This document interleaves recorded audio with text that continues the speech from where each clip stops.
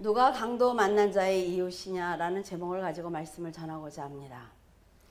예수님께서 부활을 믿지 않는 사두개인들에게 부활은 너희들이 생각하는 것처럼 이 땅에서의 삶이 연장되는 것이 아니다 라고 말씀을 하시자 부활을 믿고 있던 바리새인들은 그 말씀이 옳다고 동조를 했습니다. 예수님께서 영적 권위로 모든 질문에 대답하시는 것을 본 서기관은 그동안 자신도 궁금했던 것을 질문을 드린 거예요. 마가는 이 사람을 서기관이다 라고 기록하고 있지만 누가와 마태는 율법사다 라고 기록을 하고 있습니다. 이렇게 다르게 기록한 것은 율법사는 교법사로도 불리며 율법을 가르치는 박사들이에요. 그러니까 넓게 보면 서기관에 속해 있는 사람들이기 때문에 이렇게 다르게 부를 수가 있는 것입니다.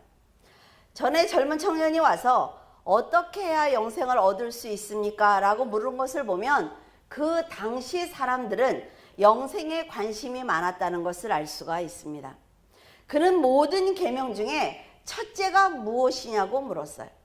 그래서 예수님께서 대답하시기를 첫째는 우리 하나님은 유일하신 분이기 때문에 내 마음을 다하고 목숨을 다하고 뜻을 다하고 힘을 다하여 주 너의 하나님을 사랑해야 된다라고 말씀을 하셨습니다. 그리고 둘째는 내 이웃을 내 자신과 같이 사랑해야 하는데 이것보다 더 큰 계명이 없다라고 말씀을 하신 거예요. 서기관은 바리새인입니다. 그래서 율법을 가르치는 사람이에요. 그리고 율법을 지키는 사람입니다. 그들은 날마다 모세의 율법에 613가지 중에 어떤 것이 더 무거운 법인지 가벼운 법령인지 날마다 구분하기 위해서 시도하고 있었어요. 사두개인들과 바리새인들은 어떻게 하면 더 율법을 잘 지킬 수 있는지 고민했기 때문에 어떤 계명이 더 큰 계명인지 서로 충돌이 굉장히 잦았습니다. 예수님께서 하나님을 사랑하고 이웃을 사랑하라고 말씀하시자 율법사들이 생각을 할 때 자기들이 주장했던 견해와 같기 때문에 서기관은 우리의 생각이 옳았구나 라는 생각을 한 거예요. 하지만 그들은 율법의 뜻을 깨닫지 못했다 말이죠. 율법을 지켜야만 영생을 얻는다라고 생각을 했기 때문에 그리스도를 앞에 두고도 영접하는 데 실패한 것입니다. 재미있는 것은 이들의 질문을 보면 율법을 연구하고 가르치는 것은 바로 자신들이라 말이죠. 그런데 돌아가면서 자기들이 풀지 못하는 난제를 가지고 와서 예수님께 답을 구하고 있는 것입니다. 그러면서 예수님의 대답이 옳다는 걸 안다 말이죠. 옳다는 걸 아는데 절대로 받아들이지는 않습니다. 이렇게 인간의 의가 강한 사람들은 아무리 진리를 가르쳐줘도 자신의 확고한 생각을 무너뜨리지 않기 때문에 진리라 할지라도 받아들이지 않는 것입니다. 성도들도 마찬가지라 말이죠. 우리가 살아가면서 누구나 자기의 틀을 만들어 놔요. 이 틀을 만들어 놓고 이 틀과 모양이 조금 다르면 절대로 받아들이지 않습니다. 그런데 하나님께서 말씀하시는 거 보면 나는 내 틀은 이렇게 생겼어. 예수 그리스도의 틀이야. 그러니까 네가 가지고 있는 인간적인 그 의, 자존심, 그 강함을 다 깨야만 예수의 틀에 들어갈 수가 있다는 거죠. 그러나 절대로 사람은 깨지 않는다 말이에요. 그래서 예수님은 서기관만 보고 지금 그 질문에 대답을 하신 것이 아니라 그 자리에 있는 모든 사람들이 들을 수 있도록 명쾌하게 대답을 하신 것입니다. 신명기 6장 4절과 5절을 보면 이스라엘아 들으라. 우리 하나님 여호와는 오직 유일한 여호와시니 너는 마음을 다하고 뜻을 다하고 힘을 다하여 내 하나님 여호와를 사랑하라. 이 말씀은 유대인들이 가정이나 성전에서 매일 큰 소리로 2번씩 아주 소리를 높여서 암송하는 구절입니다. 그렇기 때문에 그들에게는 아주 익숙한 구절이에요. 유대인 아이들이 교육을 배우기 시작을 할 때 이 말씀을 외우는 것으로부터 시작을 합니다. 그러니까 이들은 쉐마의 이 한 구절을 문 오른편 기둥에 기록하기도 하고 작은 양피지에 기록을 해서 상자에 넣어 이마나 이 팔에다가 묶고 다녔단 말이죠. 그런데 지금 예수님께서 자기들이 가장 잘 알고 있는 그 말씀이 첫째 되는 계명이다 라고 말씀을 하시는 거예요.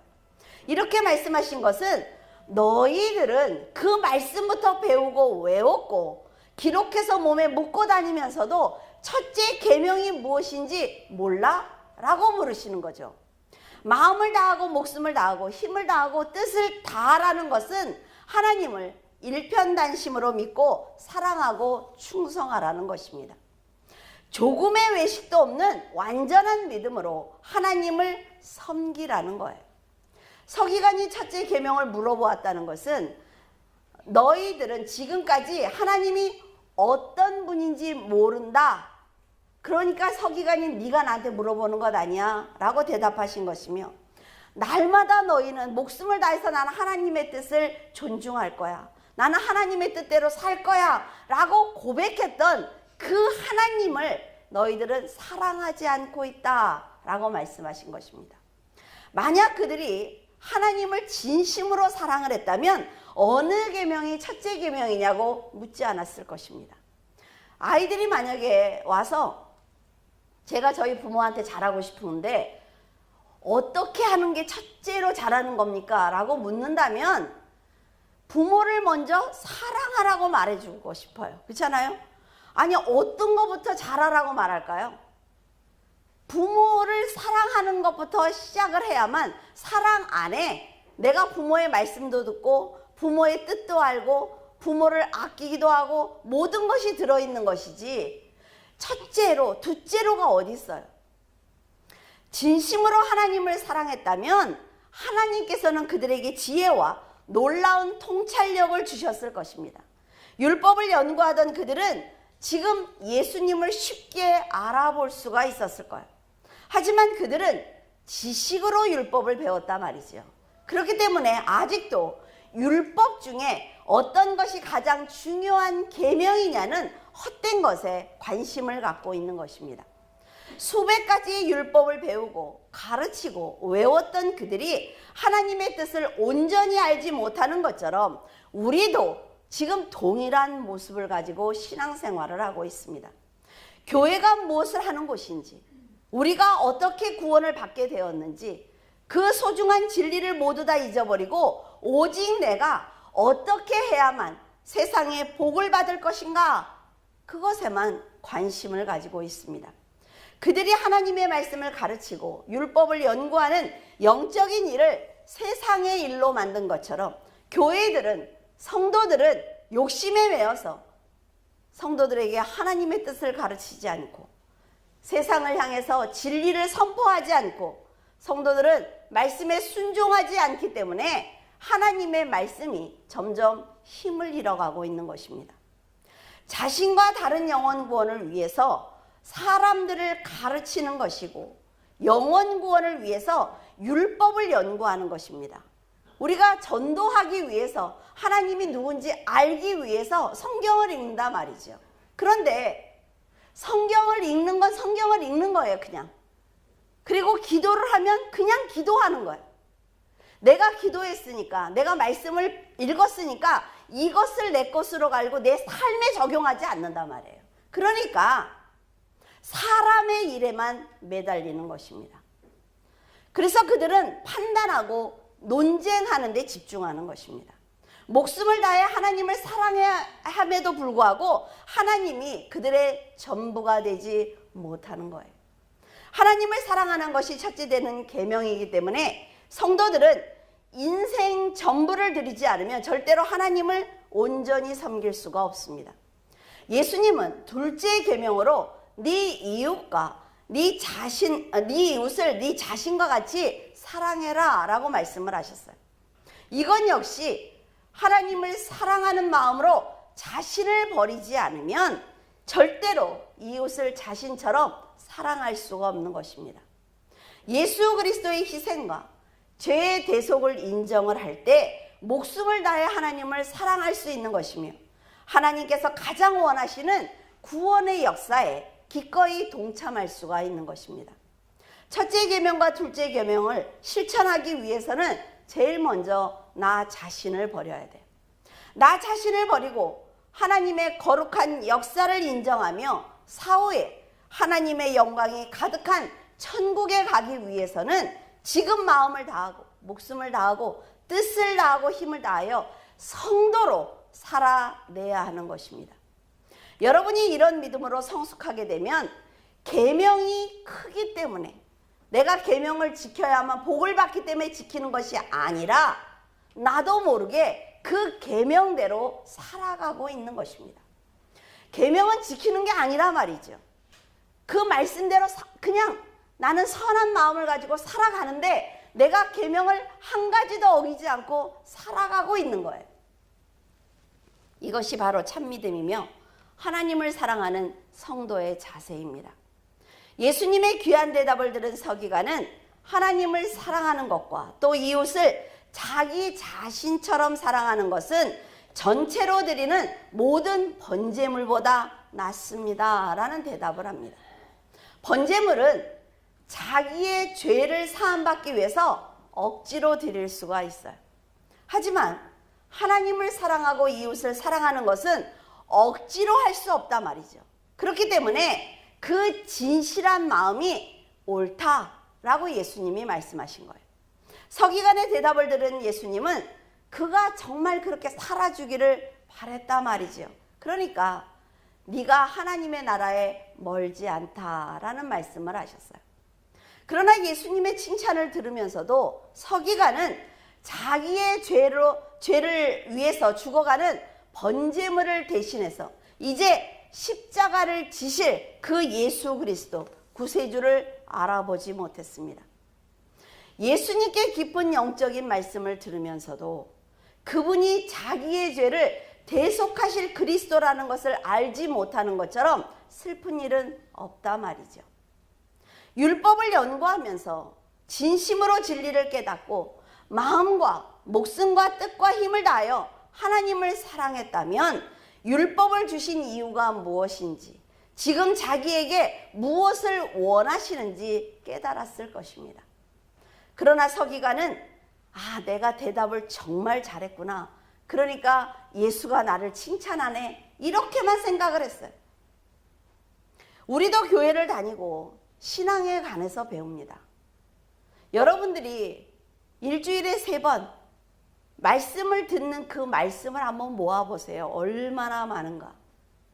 성경을 모르면 안 된단 말이죠. 들은 말씀만 가지고도. 교회에서 예배를 드리고 열심히 헌신을 하지만 많은 사람들이 왜 예배를 드리고 헌신을 드리는지 그 참뜻을 전혀 알지 못하고 있어요. 주일에 빠지지 않고 교회에 나왔기 때문에 자신의 신앙이 좋은 것 같은 생각이 듭니다. 다른 사람들보다 내가 더 열심히 헌신했기 때문에 내가 좋은 신앙을 가졌다는 생각을 한단 말이죠. 하지만 여러분 조금만 생각을 바꿔보세요. 하나님을 진심으로 사랑했기 때문에 내가 교회에 나와서 예배를 드리는 것입니다. 하나님을 사랑하기 때문에 그 하나님에 대해서 더 알기 위해서 성경을 배우고 헌신하고 있는 거예요. 그러니까 그 하나님을 사랑하기 위해서 헌신하고 있기 때문에 달라는 말을 할 필요가 없다는 거죠. 하나님이 여러분이 사랑하는 것을 알면 주게 되어 있습니다. 정말 이 녀석이 나를 사랑하네. 정말 이 사람이 나를 정말로 사랑하네. 그러면요, 그때부터 그 사람을 돕기 위해서 하나님이 일하기 시작한단 말이죠. 근데 우리는 아무것도 안 해. 아무것도 안 하고 하나님을 사랑하지도 않아. 하나님은 내가 인생을 살아가는 도구야. 그러면서 앉아서 달래기만 하니까 주면 안 되는 거지요. 왜? 어린아이들한테 칼 주지 않습니다. 의사들이 칼을 가져야 되는 거예요. 배워야지요. 깨달아야지요. 수술해서 생명을 살리는 걸 알아야지요. 그러니까 그 손에 칼을 주는 거예요. 똑같은 것입니다. 우리가 정말로 하나님을 사랑하는 신앙을 가지면 절대로 어떤 유혹에도 흔들리지 않습니다. 고난을 만나도 절대로 좌절하지 않는단 말이죠. 물론 고난을 만나서 즐거운 사람은 없어요. 다 고통스럽습니다. 힘들어요. 그러나 하나님을 배신하지 않는 겸손한 모습으로 그 고난을 넘기는 것입니다. 그토록 사랑하는 예수님께서 하나님께서 원하시기 때문에 더 많은 영혼이 천국에 들어갈 수 있도록 나 자신을 희생할 수가 있는 것입니다. 그리고 자신을 낮추는 지혜를 갖기 때문에 다른 사람들보다 훨씬 많은 일을 하면서도 절대로 불평하지 않습니다. 천국에 대한 개념이 없다면 절대로 이웃을 위해서 자신을 희생할 수 없으며 낮은 자리에서 다른 믿음의 형제들을 절대로 섬길 수가 없어요. 율법사들처럼 자신의 그 얕은 지식으로 사람들을 가르치거나 자신을 드러내려고 한다면 하나님을 온전히 만나지 못하고 그 자리를 떠나게 될 것입니다. 누가복음 10장 29절에서 30절, 그 사람이 자기를 옳게 보이려고 예수께 여짜오되 그러면 내 이웃이 누구이니까? 예수께서 대답하여 이르시되 어떤 사람이 예루살렘에서 여리고로 내려가다가 강도를 만나매 강도들이 그 옷을 벗기고 때려 거의 죽은 것을 버리고 갔더라. 서기관에게 이웃을 사랑하라고 말씀하셨지만 그들의 이웃에 대한 개념은 사마리아인과 이방인들을 배제한 자신들만이라는 것을 아셨기 때문에 사마리아인을 비유로 말씀하시는 거예요. 그들이 이웃으로 생각하지 않고 하찮게 여기는 사마리아인을 등장시켜서 이웃에 대한 개념을 말씀해 주시는 것을 누가가 보면서 지금 예수님이 어떤 말씀을 하고 싶구나 라는 것을 그 누가만 사복음에 기록한 것을 볼 수가 있습니다. 그러니까 이웃은 자신에게 도움이 되고 자신의 가치를 높여주는 상대를 말하는 것이 아니라는 것이죠. 하나님께서 사랑하고 구원하기를 원하시는 모든 영혼이 바로 우리의 이웃인 것입니다. 어떤 사람이 예루살렘에서 여리고로 내려가다가 강도를 만났어요. 강도들은 그 사람이 가진 것을 빼앗고 심하게 때리고 도망을 갔습니다. 그때 한 제사장이 그 길로 내려가다가 죽은 것 같은 그를 보고 피하여서 그냥 지나가 버렸어요. 그리고 레위인도 그대로 지나고 말았습니다. 하지만 사마리아인은 그 사람을 불쌍히 여겨서 기름과 포도주를 그 상처에 부어주었고 자기 짐승에 태워서 주막으로 데리고 갔습니다. 그리고 주막 주인에게 데나리온 2를 주면서 이 사람을 돌보아주면 내가 여행을 갔다가 돌아오는 길에 다 갚아주겠다라고 말한 것이 비유입니다. 비유를 다 마치고 서기관에게 이 세 사람 중에 누가 강도를 만난 사람의 이웃이냐고 물어보셨어요. 그러자 사마리아인이 좋은 이웃이라는 것을 서기관이 안다 말이죠. 근데 어때요? 자기의 틀에 절대로 용서할 수가 없어요. 내가 사마리아입니다 라고 말하는 걸 절대로 용서할 수가 없단 말이에요. 자기 자신을. 그러니까 자비를 베푼 사람입니다 라고 말을 바꿉니다. 자신의 목숨을 다 바쳐서 하나님을 사랑했다고 다짐했잖아요. 맹세했잖아요. 그런 서기관이 인간적인 판단과 결정 그리고 전통과 상식을 뛰어넘지 못하고 다시 있던 그 자리, 인간의 자리로 돌아가고 말았습니다. 그들이 무시하고 있는 사마리아인들은 자신들이 원해서 아시리아에게 점령을 당한 것이 아니라 말이죠. 혼혈을 낳고 싶어서 사마리아인들이 혼혈을 낳은 것이 아니에요. 아시리아인들이 이스라엘의 순수한 혈통을 제거하기 위해서 이방 민족을 강제로 이주시켰고 그 이방인들과 강제로 혼인을 시켰어요. 그러니까 그 민족적인 근간을 없애기 위해서 노력하는 아시리아의 희생물인 것입니다. 우리도 일제시대를 어른들이 살아오셨잖아요. 그렇죠? 그게 그 사람들이 힘이 없어서 빼앗긴 거예요. 나라를. 백성들이 잘못해서 원해서 그런 것이 아니라 말이죠. 그러니까 이스라엘이 하나님을 배신했기 때문에 하나님께서 보호의 울타리를 벗겨버리셨어요. 아시리아의 정책대로 이방인의 피가 섞인 혼혈 자녀들을 낳을 수밖에 없었던 것입니다. 하나님이 보호해 주셔야 된다 말이죠. 그럼에도 바벨론 포로로 끌려가서 70년 동안 포로 생활을 끝내고 돌아온 유대인들이 힘이 없어서 같이 나라를 빼앗긴 내 동족들을 무시하기 시작을 했습니다. 그들은 자신의 혈통을 지켰다고 자랑하는 거예요. 그러나 생각을 해보자고요. 그들이 어떻게 혈통을 지키게 됐어요? 바벨론으로 끌려가니까 노예라 말이에요, 노예. 그러니까 그 사람들이 이 사람들을 천대에서 결혼하려고 하지 않아요. 그러니까 자기들은 원치 않게 자기들의 혈통을 지키게 된 거죠. 예수님은 지금 서기관과 바리새인들에게 사마리아인들은 자신의 죄로 이방 혈통을 낳은 것이 아니기 때문에 너희들이 무시할 상대가 아니라고 지금 얘기하고 있는 것입니다. 너희들은 율법을 잘 지켰기 때문에 하나님의 축복을 받아서 순수한 혈통을 지킨 것이 아니라는 거예요. 그리고 영생은 순수한 혈통을, 인간적인 순수한 혈통을 지켰다고 해서 받는 것이 아니다라는 것을 지금 가르쳐 주고 계시는 것입니다.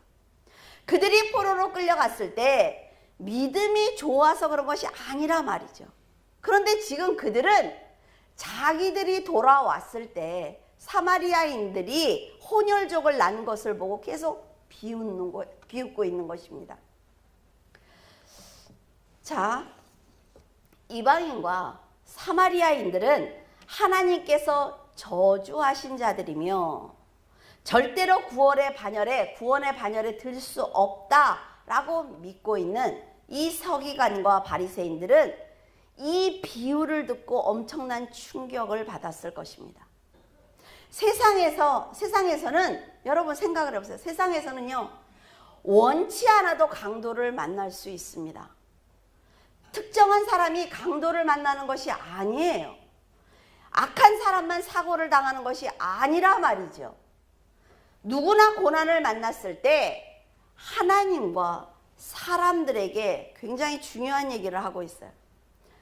내가 고난을 만났을 때 하나님과 사람들에게 도움을 받을 수 있느냐 없느냐에 따라서 그 인생이 달라지는 것입니다.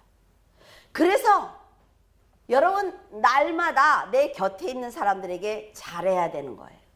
믿음의 형제들에게 잘해야 되는 것입니다. 왜? 나는 돈이 많아. 나는 인맥이 있어. 그러니까 저 사람의 도움 필요 없어. 천만에요. 그렇지 않습니다, 여러분. 어른들의 얘기가 있어요. 우물을 지나가면서 그 우물 다시는 안 먹는다고 침 뱉지 말라고. 돌아와서 다시 그 우물 먹게 된다고 그래요.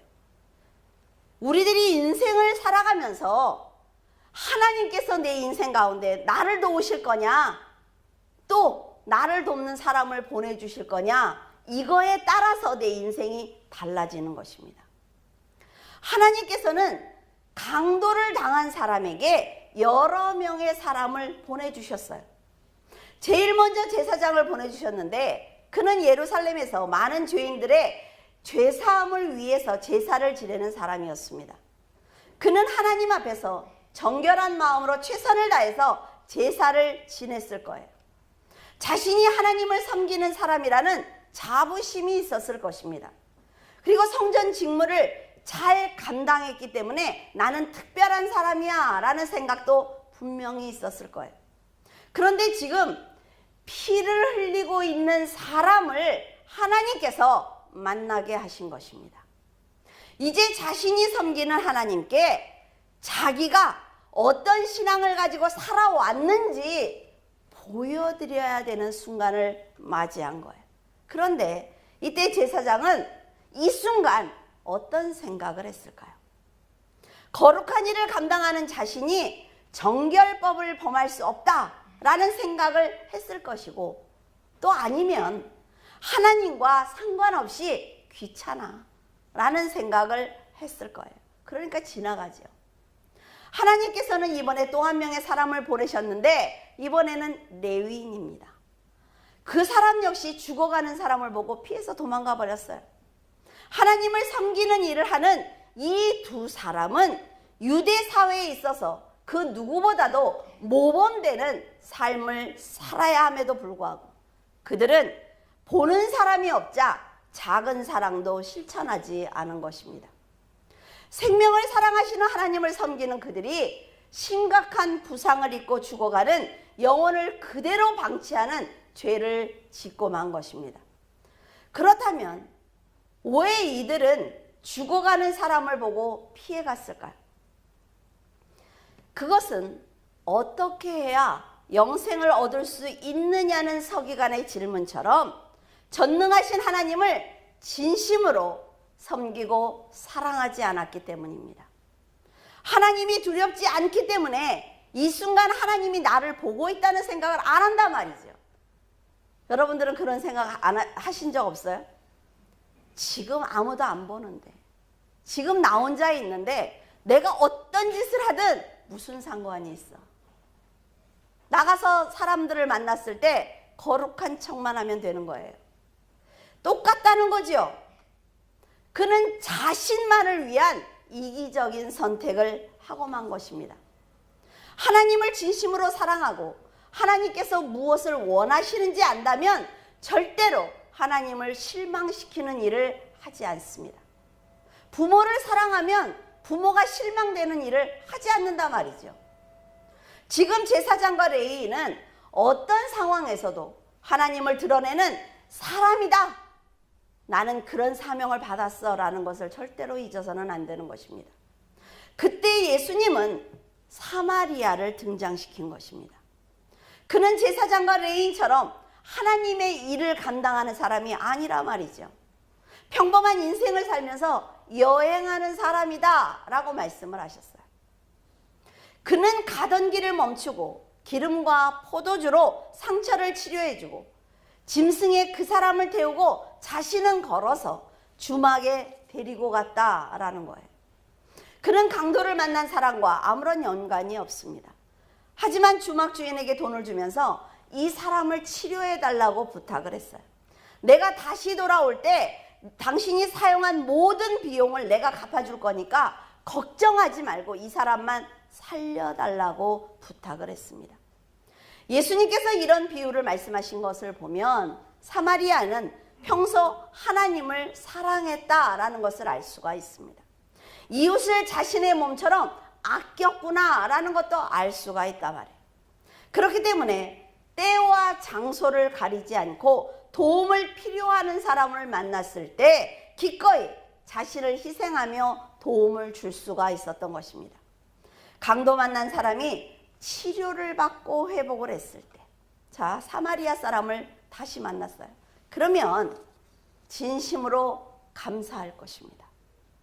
그리고 이 사람이 나는 하나님을 사랑하고 이웃을 사랑하려서 그냥 그 말씀대로 한 거라고 얘기를 했다면 그 사람이 하나님을 향해서 마음을 열었을 것입니다. 이것이 삶을 통해서 보여줄 수 있는 전도라 말이죠. 예수님께서는 사마리아인이 지식과 물질이 많은 사람이다 라고 말하지 않았습니다. 직업이 무엇인지 전혀 말씀하시지 않았어요. 그런데 제사장과 레위인의 직업은 말씀하셨습니다. 하나님을 사랑하고 이웃을 사랑하는 그 마음이 하나님께서 원하시는 심령이라는 것을 우리에게 말씀해 주고 계시는 거예요.